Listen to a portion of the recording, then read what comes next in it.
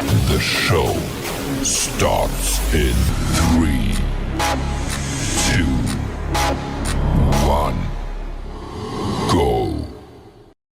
Good morning, CaneSport. It's the 17th of April, 2025. I'm Gary Ferman, the publisher of CaneSport.com, joined this morning by our managing editor, Matt Shodell, as we discuss the news of the day. And the news of the day is the transfer portal in full swing. We got comings, we got goings, few different things for Matt Shodell and I to talk to you guys about this morning. It is not the insane volume that we have become accustomed to witnessing in the first 3 years of Mario Cristobal. But Miami is still looking to make significant moves here that will enhance the 2025 roster. And we're seeing also some clearing of cap space, you know, guys that maybe weren't performing up to their NIL deals coming out of high school that are being allowed to go seek better opportunities for themselves in other places. And we're going to talk about that right now, Matt. So gone to the portal. Let's start there. Here in the second window so far is wide receiver Nikar, defensive tackle Josh Horton, safety Zaquan Patterson, maybe the biggest surprise, and defensive end Elias Rudolph. I'll address them one by one real quick. Nikar is a very good receiver, but he was not separating himself from the others. And the freshmen that came in this year probably are further along than where he was.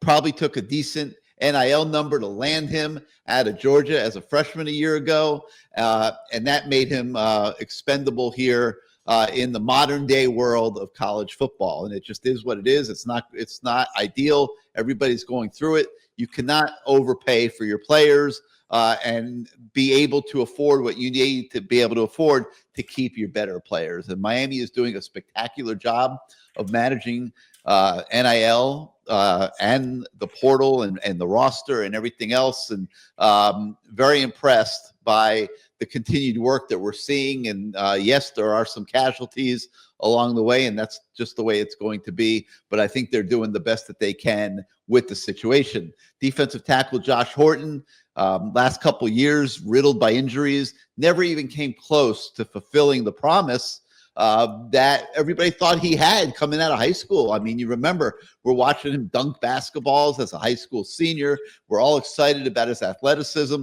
He was hurt from day one that he arrived at Miami. He was never able to compete at defensive tackle. Miami can't afford that anymore. So clean out that spot. They're looking in the portal now for defensive tackles, and we'll see what they find. Zaquan Patterson got a chance to play a lot last year, had some up and down moments. Maybe everything off the field wasn't as perfect as you would want it to be. You put it all together, and a mutual decision was made that it would be better if Zaquan Patterson went and played his college football somewhere else. And then the last one so far is in the portal is Elias Rudolph, and he just wasn't. He couldn't compete at defensive end, just not as good as some of the guys that they have in front of them. You know, Bain, Mesidor, Blunt, Cole McConaughey. I mean, there were at least 5-6 guys ahead of him at that defensive end position. Again, another guy they probably had reach a little bit for coming out of high school that just didn't have a spot moving forward, and he'll now go and try to find a better situation for himself. So that's 4 out. And if it stays right there, Matt, that's a really good thing for Miami, because it would be a sign that the culture of the program is excellent, that guys aren't looking to run for the first exit as soon as they get the chance to do so, even if they're not number one on the depth chart, that they enjoy playing for this program. They enjoy being coached the way they're being coached. And maybe some guys that will inspire them to hang in there a little bit longer, even when their situations aren't perfect. Well, I don't know what you're talking about. 17 players have already left for the portal between the first and second portal windows. 4 guys could have come back to the beloved program and turned pro early. So that's 25% of the team right there that's gone. That never happened in the old days. So there's just a lot of turnover. It's like, my new dessert, my new favorite dessert is applesauce because I thought it was healthy. And then my wife looks at it. Yeah, I have a wife. I'm sorry to disappoint everybody out there. All those ladies who thought I was single. Sorry. I look at it. It's got, my wife says, look at this. It's got whatever that stuff is that's bad for you. I don't know. I want to say a lot of some oil. I don't know. Something really bad. She's like, you can't eat this anymore. And the transfer portal is like applesauce in that you think it's good for you. And it seems like it can't hurt you, right? You just bring in everybody. But you really don't know what you're getting. Some of these guys, I think we're going to see, over the next, 10 days, 20 days, Miami's going to get some portal guys. But if you look at the guys that they're targeting right now, I would only call one of the three they're targeting a free agent. And that Trevor Pena is obviously a free agent. But, I know people love this Braxton Feely guy. But not that Pro Football Focus means anything, but he's missed a lot of tackles. He has a tackling grade in the 20s both years he's been there at a lower level program. Smaller, they have this history taking smaller defensive tackles, and I don't know how that translates. So they're chasing him, and then they're chasing Gregory Smith, who only because he played with Will Harris at Florida. Will Harris, he was lightly recruited until the very end of his senior year. He's sort of a project because he played quarterback, and then his last year. He finally played defense, and he got a bunch of offers late in the game. Had 28 total offers, but only like maybe 10 of them were major programs. And didn't play much last year at Florida. But you know what? He knows Will Harris. Will Harris can get him. They need safeties. But that's not a free agent to me. I mean, the guy's barely played in college. And he was considered a bit of a project coming out of high school, quite honestly. Really good athlete, tall, excels in the triple jump and long jump in high school, et cetera, et cetera. But to me, a free agent is a guy who started at a high-level program and did really, really well there. That's a no-brainer free agent. Anything other than that's either going to be a maybe free agent or just not a free agent. And you can look at highlights. Gary looks at this guy's highlights, the defense tackle's highlights. He's like, oh, my God, his highlights look great. And I responded to Gary. I said, that's why they're called highlights. Look at the low-light tape, and maybe you won't think it's so great. There is no low-light tape, okay? But it's all applesauce right now. The only free agents out of everybody that might be saying, like I was very disappointed with Charles Brantley, for instance, okay, and watching him play. There's a bunch of guys who came in, and David Blay, I thought he was going to dominate. He's just average. He was just average when he was played against these offensive linemen. He didn't do much that I saw. And Carson Beck's a free agent, but we haven't even seen him play. James Brockermeyer, I think he's a free agent just because he played really well. Xavier Lucas, even though he barely played last year, I'm going to call him a free agent, even though he's technically not, because he looks really good. So that's three guys. Zechariah Poyser, I'll say is a free agent, but he started 1 year as a redshirt freshman at Jacksonville State. He just looks really good. So these are guys who I'm conjecturing as free agents, even though they haven't done it at a high level program, any of them except for Carson Beck. And that's four guys. CJ Daniels, we haven't seen do much. He did nothing. He didn't score a touchdown at LSU last year. I know he had the foot injury, but everyone's always hurt. And then, you got guys who haven't done much that we've seen. Ethan O'Connor, Emmanuel Carnley, Jack Nickel will be maybe a blocking tight end. Brantley was disappointing. Alex Bauman will be a backup. So that's four guys out of the 11 they've taken, right?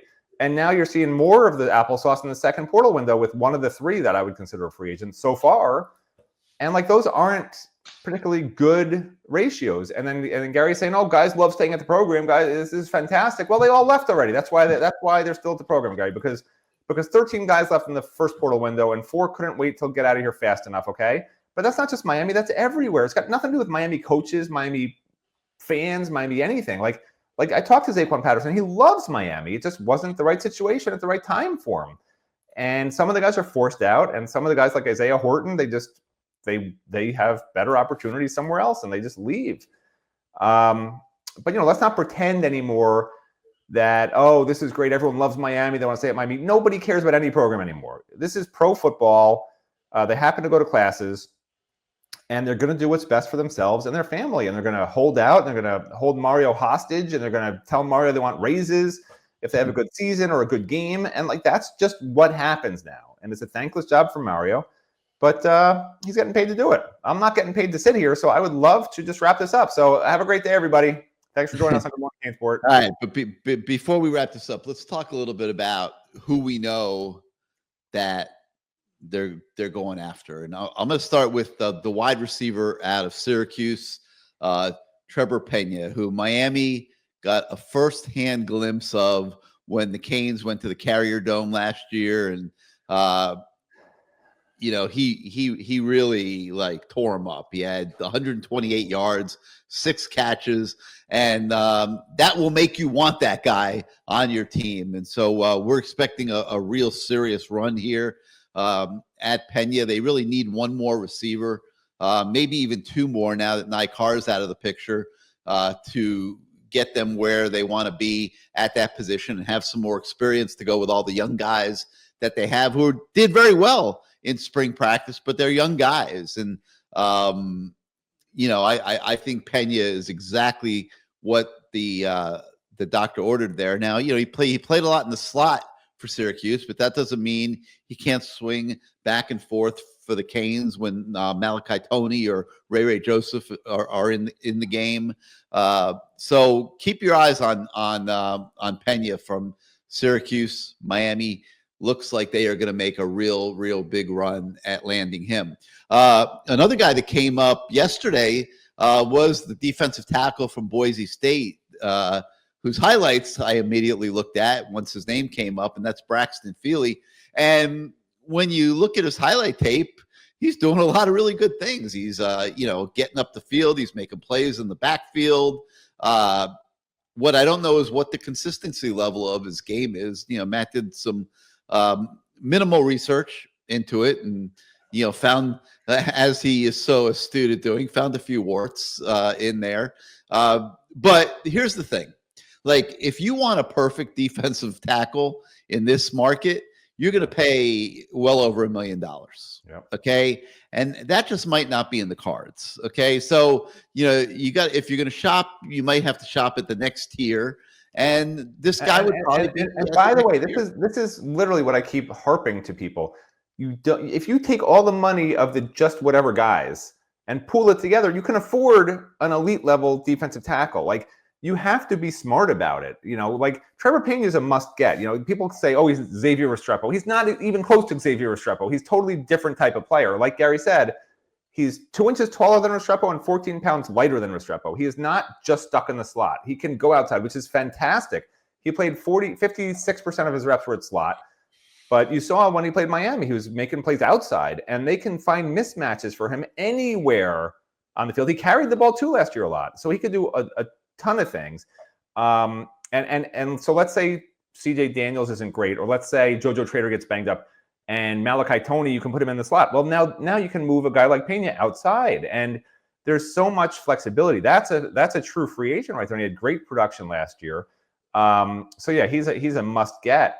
But like for Gary to, for fans to hear, and it's disheartening for fans to hear that Miami doesn't have all the money in the world. They can't just get a top defensive tackle and a top receiver and a top quarterback. I mean, they can, but I keep trying to tell people there's not unlimited money for any program. It's not like, you can just write unlimited checks.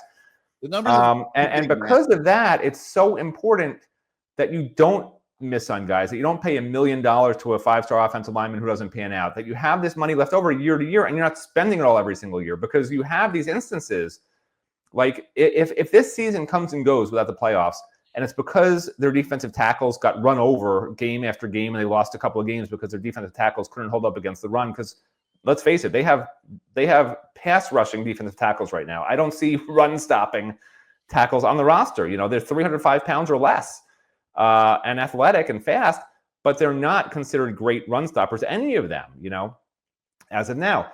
And this guy isn't either. So like they needed to get the 6'5", 6'4", 330, 340 pound defensive lineman, defensive tackle who is athletic and stout. And you guys know what that looks like. You've seen it in the NFL. You've seen it on college teams. That's not what the Miami defensive tackles look like.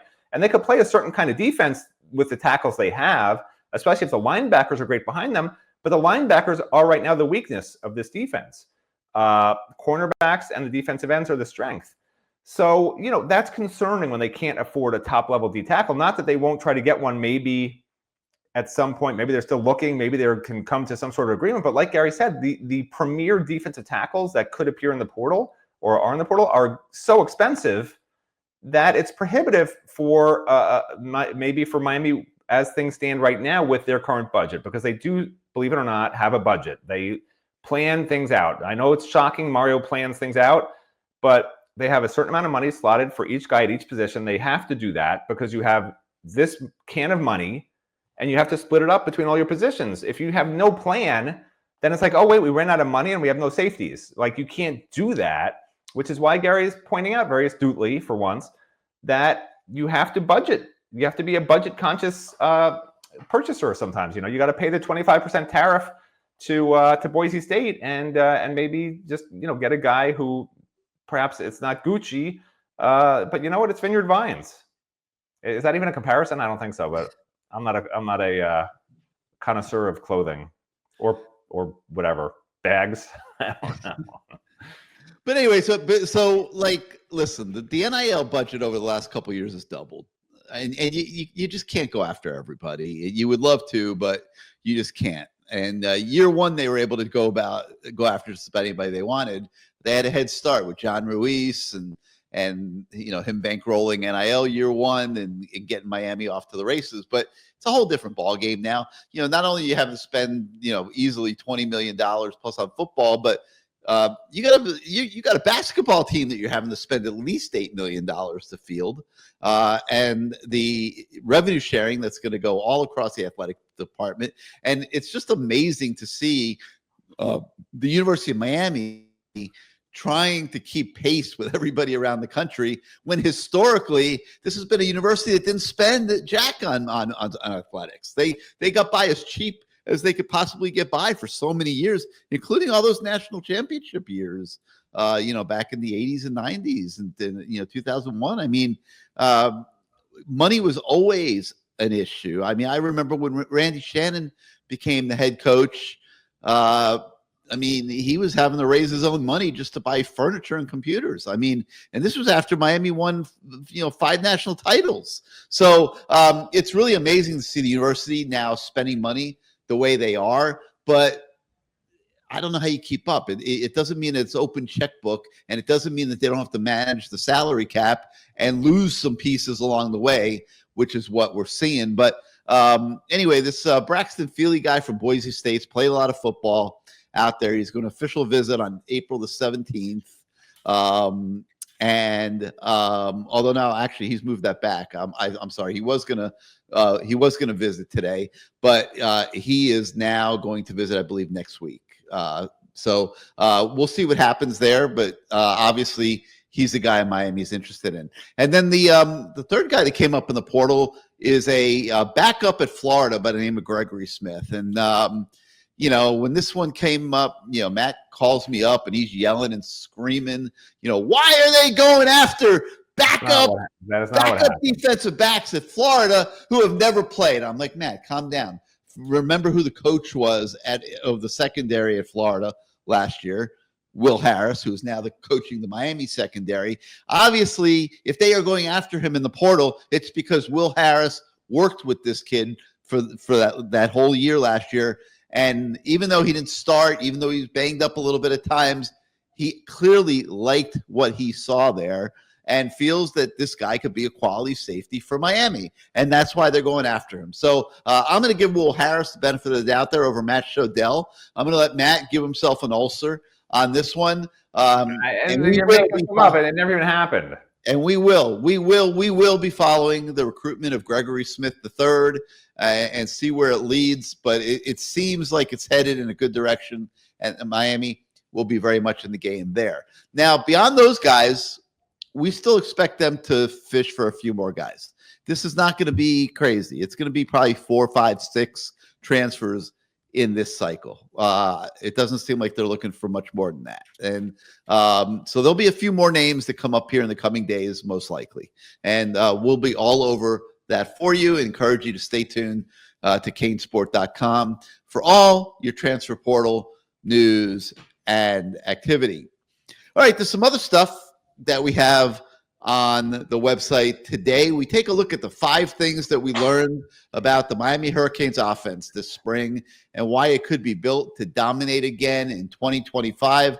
Matt, you look at this offense, there are weapons everywhere. I mean, you know, you got running backs, Mark Fletcher, Jordan Lyle. You got Elijah Lofton as a tight end, all-purpose H-back type player with some good-looking young freshmen coming up at that position at receiver. You know, if you look at a kid like Josh Moore and another like Malachi Toney, you feel like you're looking at future stars considering the level that they're playing at here right out of the gate, right out of high school. You know, Daniels didn't really get a chance to do a whole heck of a lot in spring. Obviously, we're going to get 1 or 2 more injections from the portal, so that position's not complete. But what we saw of it this spring was really, really good. And the offensive line continues getting better as a position group. They're building depth. The starting unit should be rock solid, one of the better ones in the country. So a lot of really, really, really good things are going on the offensive side of the football, Matt. Tell us a little bit about what you found when you went in the lab to put that story together. Well, I didn't have to go in the lab for this one. It was, pretty evident just from my relatively short-term memory. But the bottom line is it's all about Carson Beck, because we can say all we want that Elijah Lofton's going to be great and that the young receivers are going to be the real deal and the running backs room is really strong because in addition to the 1-2 punch of Fletcher and Lyle, Wheatley Humphreys look good, gained some weight. Gerard Pringle can catch the ball and run the ball.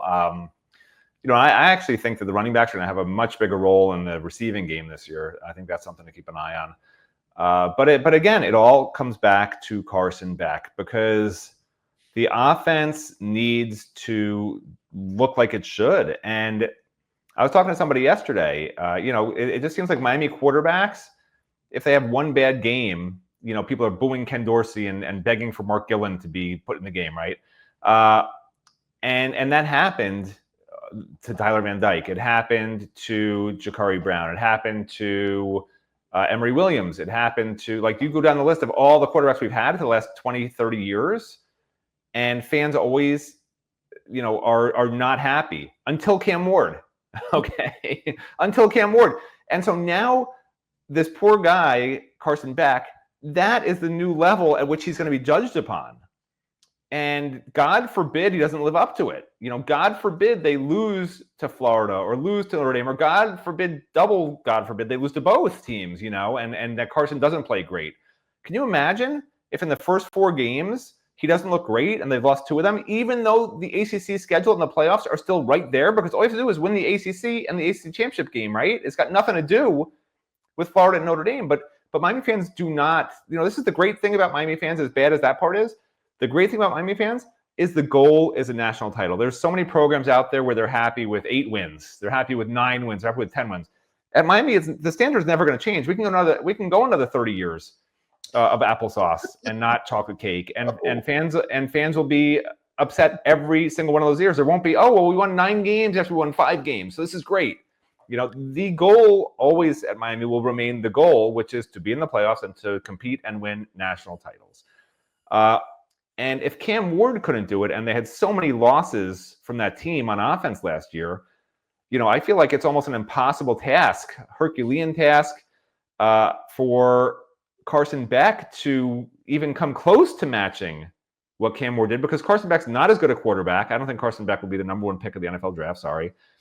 I don't think these receivers, as good as they can be, I think JoJo Trader can be every bit as good as anybody they've had, but I don't think the entire receiver core will be as good as last year. I think Elijah Lofton could be similar to Elijah Arroyo, if not better, but Elijah Arroyo is a second-round NFL draft pick.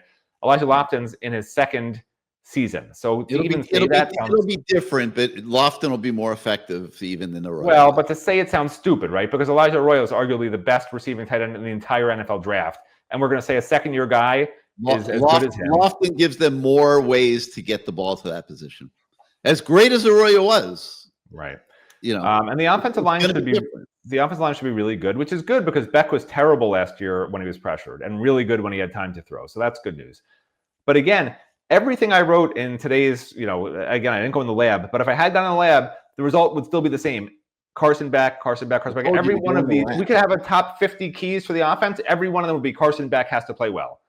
Because if Carson Beck leads the ACC in interceptions, Miami fans will probably hack his bank account and deduct the $4 million and be off in the wind. Some of them will probably wind up in an El Salvadoran prison, but the ones that escape will be off in the wind to Hawaii or wherever they want to go on vacation. And that's just the way that it is here. So I'm hoping that Carson Beck plays really well, because otherwise it's going to be ugly. I thought I told you to go in the lab. Okay, fine. I went in the lab. You happy?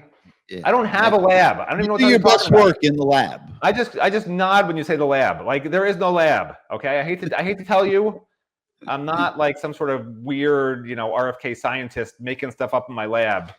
That doesn't even make sense. Sorry, RFK fans out there. My father's a biologist. It's just how I feel.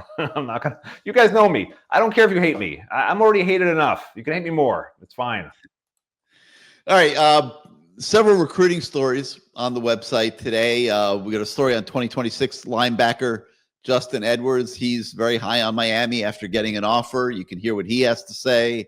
Update on Freddie Wilson, who got his first behind-the-scenes visit over the weekend. Miami trying really hard to build some momentum with top 20 tight end Mark Bowman. Most people think he's the top tight end in the country. Cody Woodall just doing a spectacular job recruiting tight ends. They're getting the best in America to visit. So this is a big one. And then we got an update on Michigan four-star commit cornerback Brody Jennings. He came for the Miami spring game, was very impressed.